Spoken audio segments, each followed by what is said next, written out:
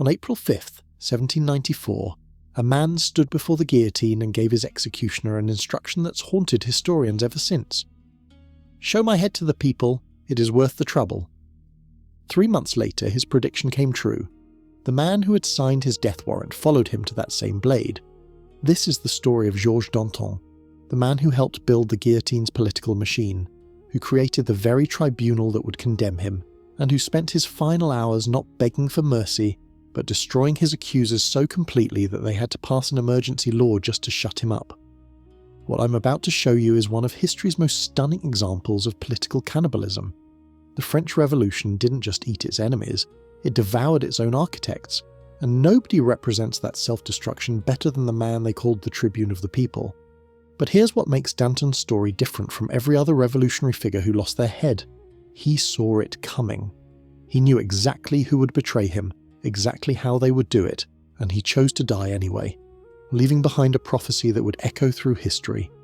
To understand how a man this powerful, this beloved, this essential to the revolution could find himself climbing those scaffold steps, we need to go back to the beginning. Not to his childhood, but to the moment he became the most dangerous man in France. Picture Paris in August of 1792. The city is on fire, not metaphorically, actually on fire. The Tuileries Palace, home of the royal family, is under assault. King Louis XVI and Marie Antoinette are fleeing through the gardens, while Swiss guards are being massacred in the halls behind them. And in the middle of this chaos, one man is everywhere at once. Georges Danton was impossible to miss in a crowd. Contemporary accounts describe him as built like an ox, a massive head on a muscular neck, a broad forehead, and a face that looked like it had been through a war, which in a way it had. A childhood encounter with a bull had left his nose permanently broken. Smallpox had scarred his skin, but his voice, that voice could fill the largest hall in Paris without effort. On August 10th, 1792, Danton led men from all 48 sections of Paris to the Hôtel de Ville. By nightfall, the monarchy was finished, and Danton was installed as Minister of Justice in the new insurrectionary commune. Think about that for a moment. This man, a lawyer who had bought his legal office just 5 years earlier, was now one of the most powerful people in France. He controlled the courts, he controlled what counted as law. And as foreign armies closed in on Paris from every direction, he was about to make a decision that would haunt him for the rest of his life. On September 1st, 1792, news arrived that the Prussian and Austrian armies had taken Verdun. They were now just 150 miles from Paris. The revolution was in mortal danger. The prisons were full. Thousands of people, priests, aristocrats, political prisoners, and common criminals all jumbled together, sat in cells throughout the city. And Danton, the Minister of Justice, stood before the Legislative Assembly and delivered a speech that would be dissected by historians for centuries. "We ask that anyone refusing to give personal service or to furnish arms shall be punished with death," he thundered. "The bell we're about to ring sounds the charge on the enemies of our country." What happened next still makes historians uncomfortable. Between September 2nd and 6th, mobs broke into the prisons and murdered between 1,176 and 1,614 people. Some were genuine counter-revolutionaries. Many were simply in the wrong place at the wrong time. The violence was chaotic, brutal, and terrifying. Did Danton order the massacres? No. Could he have stopped them? Almost certainly. When someone confronted him about the atrocities, he reportedly responded with just 3 words: "Are they not guilty?" and turned his back. This is the first thing you need to understand about Danton. He wasn't squeamish about blood. He believed the revolution had to be protected at any cost, and if innocent people died in that protection, well, that was unfortunate but unavoidable. But here's the paradox that would eventually kill him. Danton also believed there had to be limits. There had to be a point where the killing stopped, and in the months to come, he would try to find that point and discover that the machine he'd helped build didn't have an off switch. By April of 1793, Danton had reached the absolute peak of revolutionary power. He became a founding member of the Committee of Public Safety, the 12-man body that effectively ran France. For 3 months, he was the head of government, responsible for foreign affairs and military matters. His approach was pragmatic. Fight the foreign armies, yes, but also negotiate. Try to break up the coalition of nations attacking France. Find a way to end this war before it consumed everything. It didn't work. The military situation kept deteriorating. The committee needed someone more ruthless, and on July 10th, 1793, when their term expired, the convention elected a new committee, without Danton. This is the moment that sealed his fate, though he didn't know it yet. The man who replaced him as the dominant force on the committee was someone Danton had known for years, someone who had once written to him, "I love you more than ever, and until death." His name was Maximilien Robespierre. Now, I need to tell you something about the Reign of Terror that most documentaries get wrong. We think of the Terror as this unstoppable force of violence, guillotines working around the clock, blood flowing in the streets, and by the summer of 1794 that was true. Executions had risen to roughly 196 per week. But the Terror wasn't a single thing. It was a battle between factions, each trying to control the revolution's direction. And in late 1793, three groups were locked in a death struggle. On one side, you had the ultra-radicals, men like Heber who wanted to push the revolution further, faster, more violently. They wanted to abolish Christianity entirely. They wanted mass executions. They wanted terror without end. On the other side, you had the men who would be called the Indulgents, Danton, his childhood friend Camille Desmoulins, and others who believed the terror had served its purpose and needed to stop. They called for clemency. They called for the release of the roughly 200,000 people imprisoned as suspected counter-revolutionaries. And in the middle, playing both sides against each other, was Robespierre. Here's what nobody saw coming. Robespierre would destroy both factions. First the ultra-radicals, then the Indulgents. And by doing so, he would isolate himself so completely that his own destruction became inevitable. The weapon Robespierre used to destroy Danton wasn't the guillotine. It was something far more insidious, an accusation of corruption. Let me be honest with you about something that historians have debated for over 2 centuries. Was Danton corrupt? The short answer is probably yes. Modern scholarship has largely accepted that Danton took money from the royal court before the revolution, essentially acting as an informer in exchange for payments from the civil list. There are accusations that he appropriated valuables while on a mission to Belgium. There are questions about his involvement in a financial scandal involving the French East India Company. But here's what's important. None of this was proven during his lifetime. The charges against him were politically motivated, designed to destroy a rival rather than prosecute a criminal. As one historian put it, Danton's corruption was more the result of thoughtlessness than a deliberate attempt to profit from the revolution. In other words, Danton was probably dirty, but he wasn't being executed because he was dirty. He was being executed because he'd become inconvenient. In December 1793, Camille Desmoulins launched a newspaper that would become the death warrant for the Indulgent faction. He called it Le Vieux Cordelier, the Old Cordelier, a reference to the radical club where he and Danton had made their names in the early days of the revolution. The newspaper was explosive. In its 4th issue, published on December 20th, Desmoulins directly compared Robespierre to Julius Caesar, an emerging dictator. He called for freedom of the press. He demanded clemency for political prisoners. He essentially accused the revolutionary government of betraying the revolution's own principles. And for a brief moment, it looked like this gamble might work. Desmoulins and Robespierre had been friends since childhood. They had attended school together. When Robespierre was challenged about Desmoulins' loyalty at the Jacobin Club, he defended him. The friendship seemed to hold, but Desmoulins kept pushing, and Danton, emerging from a period of political withdrawal, began making public speeches calling for the terror to end. Meanwhile, a scandal was unfolding that would give Robespierre exactly the ammunition he needed.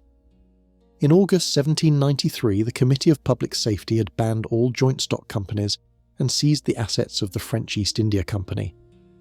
What followed was a classic tale of revolutionary-era corruption. Company directors bribed government officials to allow them to manage their own liquidation rather than having the state supervise it. When the scheme came to light in early 1794, heads started to roll, literally. And one of the men implicated was Fabre d'Églantine, a close associate of Danton and fellow Indulgent. Danton made a fatal mistake. Instead of distancing himself from Fabre, he came to his defence. He accused those prosecuting his friend of malice. This was exactly what Robespierre had been waiting for. The corruption scandal gave him a way to conflate the Indulgents with actual criminals, to make calls for clemency look like attempts to protect guilty men. By February 1794, the break between Danton and Robespierre was complete. On February 26th, Saint-Just, Robespierre's closest ally and the ice-cold theorist of the Terror, delivered a speech directly attacking Danton and the Indulgents. The message was clear: no one was safe. Friends warned Danton to flee. The signs were everywhere. The ultra-radicals had already been destroyed. Hébert and his followers went to the guillotine on March 24th. The Indulgents were obviously next, but Danton refused to run. His response became one of the most famous quotes of the revolution. They wouldn't dare. And when someone pointed out that others had thought the same thing before losing their heads, Danton reportedly added, "One cannot carry one's country on the soles of one's shoes." Was this courage? Arrogance? Or did Danton genuinely believe that his popularity, his service to the revolution, his fundamental importance to the Republic would protect him? We'll never know. But on the night of March 29th to 30th, 1794, the two committees, the Committee of Public Safety and the Committee of General Security, reached a joint decision.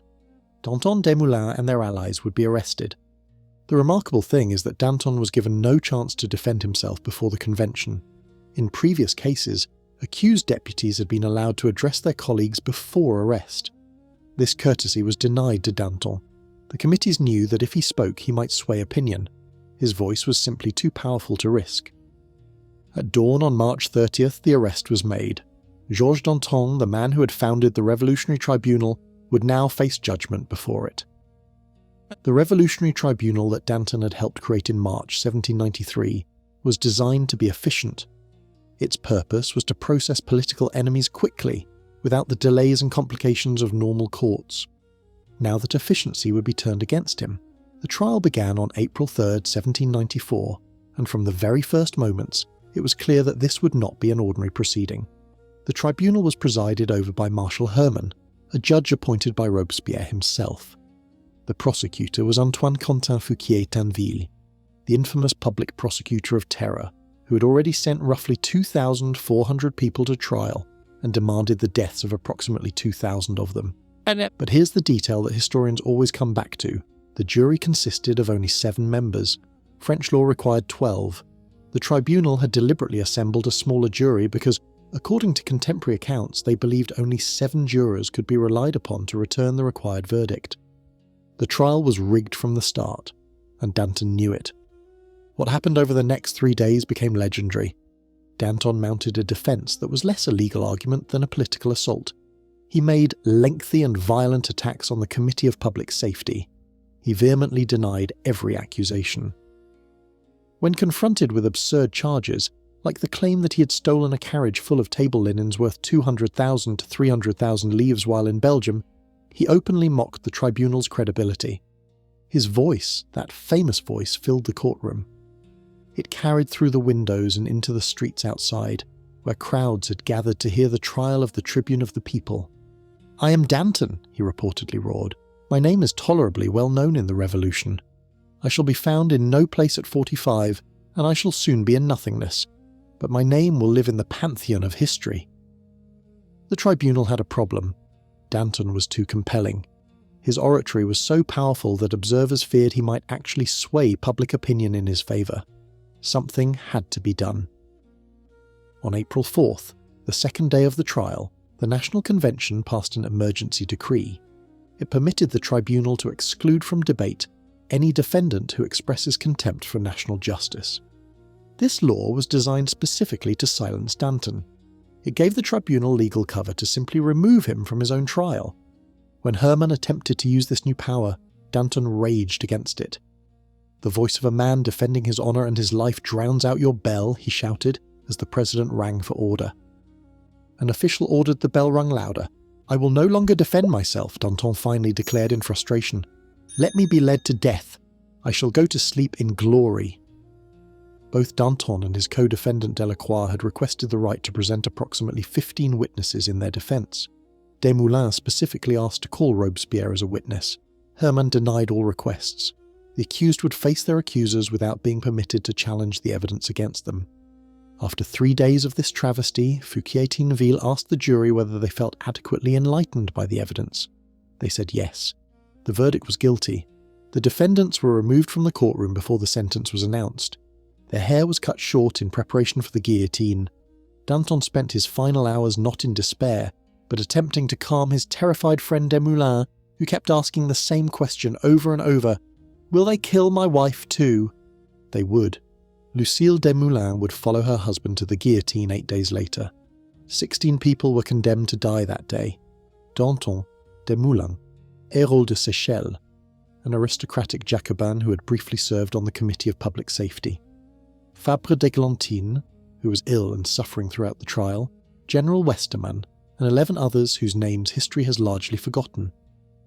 April 5th, 1794 was a warm spring day in Paris. The tumbrils, those large wooden carts that had become symbols of revolutionary death, rolled through the streets toward the Place de la Révolution. 16 men rode to their deaths. Some were silent, some prayed. Hérault de Seychelles, the former aristocrat, maintained what observers called his gallant bearing, as though he was riding to one of his court functions rather than to the guillotine. And Danton? According to eyewitness accounts, Danton lost his composure only once during the entire journey. It happened when the tumbril passed a particular building on the Rue Saint-Honoré. Danton suddenly began ranting and raving, his fury directed at the windows of that specific house. It was Robespierre's residence. "Vile Robespierre!" Danton shouted. "The scaffold claims you too! You will follow me!" The man who had betrayed him was somewhere behind those windows, and Danton wanted him to know that this wasn't over, that his death would have consequences. The Place de la Révolution, now called the Place de la Concorde, had seen thousands of executions by this point. The guillotine stood on a raised platform, visible to the enormous crowds that gathered for these public deaths. Charles-Henri Sanson was the executioner. His family had held the position for generations, and by 1794 he had personally executed nearly 3,000 people. He was a professional. He knew how to manage the condemned. Desmoulins died third. According to some accounts, he struggled, not from cowardice, but from desperate love. He kept a lock of his wife's hair clutched in his hand, and in the chaos of the scaffold it fell. He tried to retrieve it and had to be restrained. Danton was saved for last. The executioners wanted the crowd to see him die. As he climbed the scaffold steps, Danton reportedly made one final statement. "I leave it all in a frightful welter. Not a man of them has an idea of government. Robespierre will follow me. He is dragged down by me. Better to be a poor fisherman than to meddle with the government of men." The reference to a poor fisherman was understood by educated listeners as an allusion to St. Peter. Even at the end, Danton was playing to the crowd, suggesting a kind of reconciliation with the Catholic faith that the revolution had tried to destroy. A guard told him they needed to hurry. "We're not taking him to the guillotine faster than he takes us," Danton replied. Then came his last instruction to Sanson, the executioner. "Show my head to the people. It is worth the trouble." Other accounts render this as "show my head to the people, it is well worth looking at," or simply, "it is worth the trouble." The blade fell. Sanson obeyed. He held aloft the severed head of Georges Danton and displayed it to the crowd in the Place de la Révolution. Contemporary accounts describe the crowd's reaction as stunned silence. This was different from the cheering that had greeted other executions. Danton had been too popular, too essential to the revolution's self-image, for his death to be celebrated. 34 years old, from provincial lawyer to Minister of Justice to founder of the revolutionary government, to severed head in an executioner's hand in just 5 years. Danton's dying words proved prophetic with almost supernatural precision. "Robespierre will follow me. He is dragged down by me." 84 days. That's how long it took. The execution of Danton and the indulgence didn't stabilise Robespierre's power. It undermined it completely. The deputies of the National Convention, particularly the moderates known as the Plain, suddenly understood something terrifying. Nobody was safe. If Danton could be executed on trumped-up charges, anyone could, and Robespierre seemed determined to confirm their fears. On June 10th, 1794, less than 2 months after Danton's death, the revolutionary government passed the law of 22 prairial. This new law stripped defendants of the right to legal counsel. It eliminated the hearing of witnesses. It allowed convictions based solely on moral proof, essentially whatever the tribunal felt to be true. Executions accelerated. The terror already bloody became a slaughterhouse, but Robespierre was falling apart. Contemporary accounts describe his deteriorating mental and physical health. He withdrew from the Jacobin Club. He reduced his presence in the National Convention.